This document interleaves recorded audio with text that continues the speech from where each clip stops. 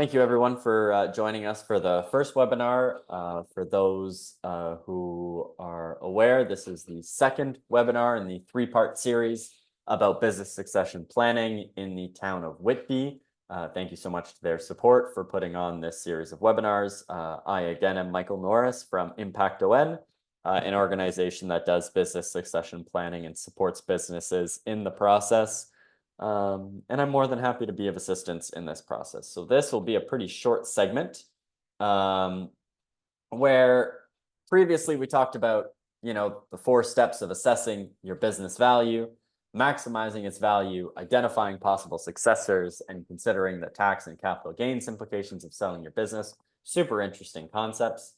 Now we'll be looking at the nitty-gritty aspects of management and leadership transition and the legal aspects of the sale. Okay.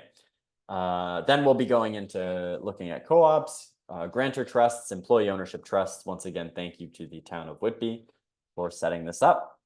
Going into step 5 of 6, ensure a smooth management and leadership transition.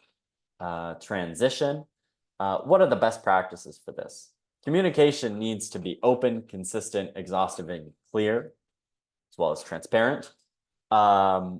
In the transition process, you don't want all the information to be out there because nobody likes surprises.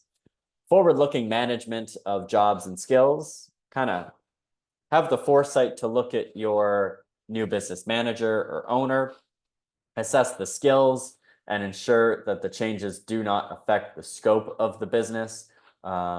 Make sure that there's a plan for retention of the staff. You don't want just a mass exodus of all the employees once you leave, because they are the heart of that business. They ensure that it continues to run smoothly. Plan a gradual transition period during which the management teams work side by side. Bring in the owner for an extensive period. Make sure that you build a good relationship with them. That doesn't necessarily negate the fact that they can manage the business to their liking. But it just makes sure that they have an understanding of how you've been able to generate value in the company, because that's ultimately why they're buying your business, for the value proposition and the value add that your business brings. And make sure that you're continually assessing it, that you're checking in with them weekly and sometimes even daily, making evaluations and adjustments, and making sure that there's a bit of a feedback loop as you're bringing that new buyer in. Mind the legal aspects of a business transfer. I'm not a lawyer, so I would recommend talking to a lawyer about this, but I can still give you some ideas as to what the considerations will be. Look at what the legal structure of the business is. If you are incorporated, obviously this is a little bit more complicated. A sole proprietorship is very, very simple to transfer, since you are just a moral person conducting a business. We had mentioned a little bit of this in the previous webinar. Make sure all of your contracts are reviewed by a lawyer, evidently. If there's intellectual property involved, then make sure that you are transferring that intellectual property or retaining and licensing that intellectual property. That you will definitely want a lawyer to review. There are subsidies and supports that are available through Communitech at this point for intellectual property transfer and protection.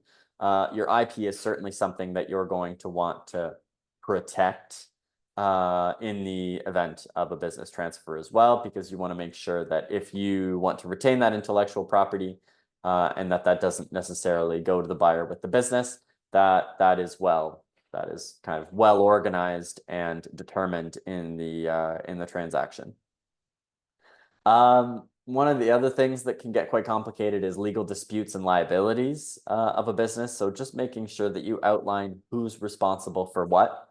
And should legal disputes and liabilities arise in the future from decisions that may have happened in the past, who is responsible for those as well? Generally, in an equity sale, it is the buyer that is assuming that responsibility, but definitely hammer that out with the potential buyer. Making sure that you are still conformed to your employees with the Employment Standard Act obligation. That is very, very important.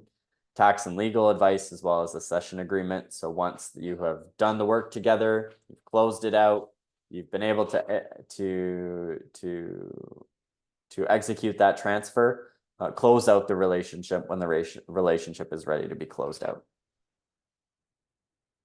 Once again, thank you so much for attending. This is the second part of the two-part webinar.